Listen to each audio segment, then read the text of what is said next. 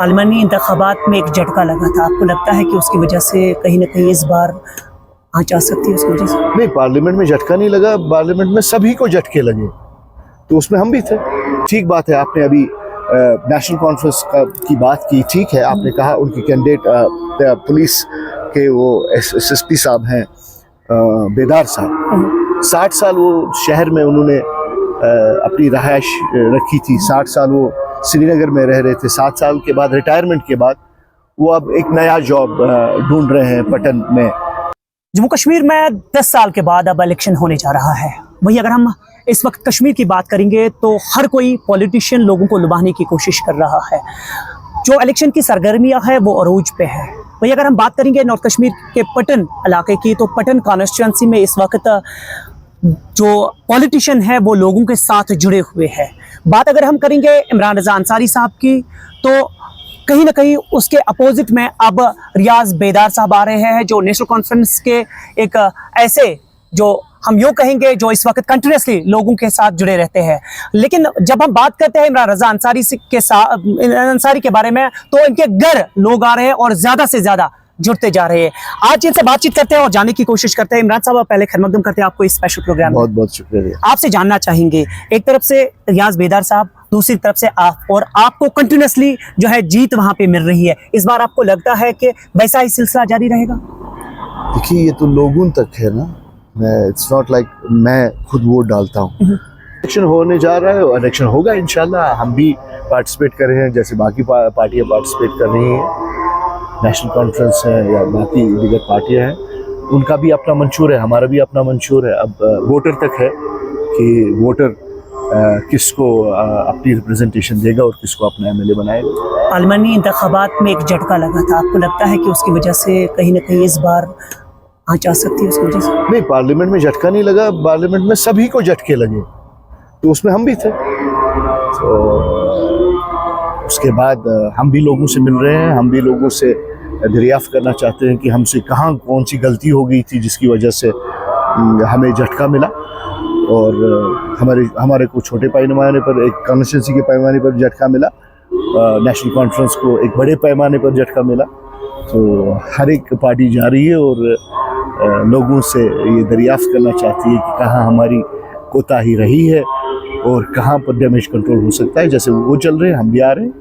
इमरान साहब, कुछ ऐसे इंसिडेंट्स भी पेश आए हैं, चाहे हम पुलिस की बात करें या कुछ ऐसे मामलात सामने आए हैं जिनके बारे में लोगों के जहन में कई सारे सवाल उठे, और उसके बाद आपको लगा है कि लोग अब उस चीज़ की अगर हम बात करेंगे तो कुछ न कुछ सवाल उठ रहे हैं, तो उन सवालों को आप कैसे देख रहे हैं? क्या सवाल हैं, अगर आप मुझे? पुलिस के बताया जा रहा है कि पुलिस के साथ जो हाथापाई हुई थी उसमें कुछ लोग कह रहे हैं कि इमरान साहब ने ज्यादती की, कुछ कह रहे हैं पुलिस ने ज्यादती की। उस चीज़ को आप कैसे देखते हैं? देखिए, सब जुडिस मामला है, कोर्ट में मामला है, तो जो कोर्ट में मामला हो, आई डोंट थिंक आप या मैं उसके बारे में कोई बात कर सकते हैं।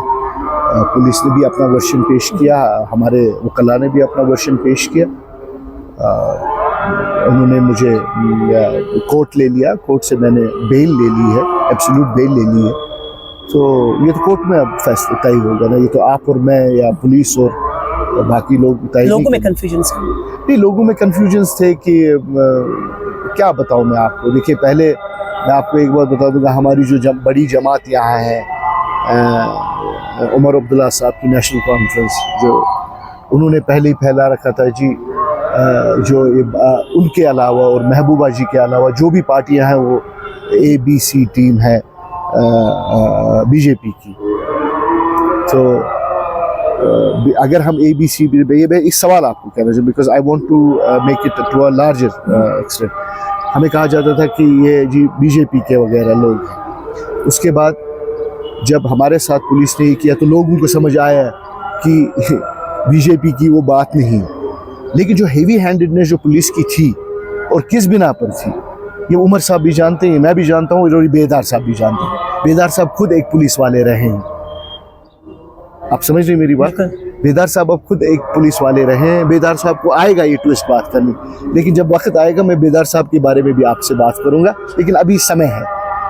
आपको इमरान साहब ये लगता है कि इस बार आपने कहा कि 3 बार आपने असेंबली सीट अपने नाम की है, अब चौथी बार आपको लग रहा है? 3 बार नहीं, मैंने 1 बार की। एक बार जी। एक बार आप मुझे बताइएगा कि क्या आपको इस बार लगता है कि चैलेंजिंग बन चुका है नेशनल कॉन्फ्रेंस पटन कॉन्स्टिट्यूंसी में आपके लिए? Always there is always challenge. जब भी हमने इलेक्शन लड़ा है, हमने इलेक्शन लड़ा है कि टू द फुलेस्ट। आपको किसने कहा? हर एक इलेक्शन चैलेंज होता है। You should never ever consider any election की ये केक वॉक है। जिसने समझा ये केक वॉक है वो that means he is not, वो आशना नहीं है ज़मीन से, और वो आशना नहीं है रियलिटी से। जब मैंने एक पहला इलेक्शन लड़ा, उसमें भी मैं पूरी तरह से ग्राउंड के साथ जुड़ा था। और इस बार जो इलेक्शन हुआ 2014 में, जो पार्लियामेंट का हुआ, उसमें हमें जो नेशनल कॉन्फ्रेंस है उसने लीड ले ली, हमें पूरी तरह से मालूम है। और हम उसके बारे में जो लोग हमसे खफा है या जो लोगों के जहनों में डाला गया था, हम उसको क्लियरिटी कर रहे हैं और इंशाल्लाह इलेक्शन लड़ेंगे। पटन कॉन्स्टिट्यूंसी के लिए कौन सा नया मिशन आप तैयार कर रहे हैं? देखिए, मैं आपको एक बात बता दूंगा, मैंने पटन के लिए एक स्पेसिफिक मैनिफेस्टो बनाया है। मुझे नहीं पता है कि आप आशना हैं उस मैनिफेस्टो से कि नहीं। मैं सिर्फ आपसे ये दरख्वास्त करूँगा, विनती करूँगा, आप उस मैनिफेस्टो को पढ़ लीजिए। अब आखिर में पटन कॉन्स्टिट्यूंसी के लोगों के लिए क्या मैसेज रहेंगे? देखिए, Patan constituency is like a second home to me, और पटन के लोग मुझसे पूरी तरह से बाखबर है। मैं पटन की आवाम से सिर्फ ये बात कहूँगा कि आप जज्बाती ना होइए, सिर्फ ये देख लीजिए कि कौन आदमी आपके लिए, आपके जो मशाकिल हैं, जो आपके प्रॉब्लम्स हैं, उनका कौन इजाला कर सकता है। देखिए, ठीक बात है, आपने अभी नेशनल कॉन्फ्रेंस की बात की, ठीक है, आपने कहा उनके कैंडिडेट पुलिस के वो SSP साहब हैं, बेदार साहब। 60 साल वो शहर में उन्होंने अपनी रहायश रखी थी, 60 साल वो श्रीनगर में रह रहे थे। 7 साल के बाद, रिटायरमेंट के बाद, वो अब एक नया जॉब ढूंढ रहे हैं पटन में। तो अगर पटन वालों को लगता है कि उनके 60 साल बेनिफिशियल रहे हैं पटन के लिए, जब वो कश्मीर में, जब वो श्रीनगर में रिहाइश पजीर थे, वो अभी भी हैं, लेकिन उनका एक ये है कि उनका वहाँ फार्म हाउस है, वो वहाँ जाते रहते हैं। तो ये तो आयान है, मैं भी सामने हूँ, वो भी सामने, और भी कैंडिडेट्स हैं। सबका मुआवजा करें और देख लीजिए कि कौन बेनिफिशियल रहे। चलिए, शुक्रिया आपने वक्त देने के लिए। जी नाज़रीन, ये थे हमारे साथ पीपल्स कॉन्फ्रेंस के जनरल सेक्रेटरी मिस्टर इमरान साहब, और इसी तरह से वादी कश्मीर के हर किसी पॉलिटिशियन से आपको मिलाते रहेंगे। फिलहाल के लिए हमें दीजिए इजाज़त। अल्लाह हाफ़िज़।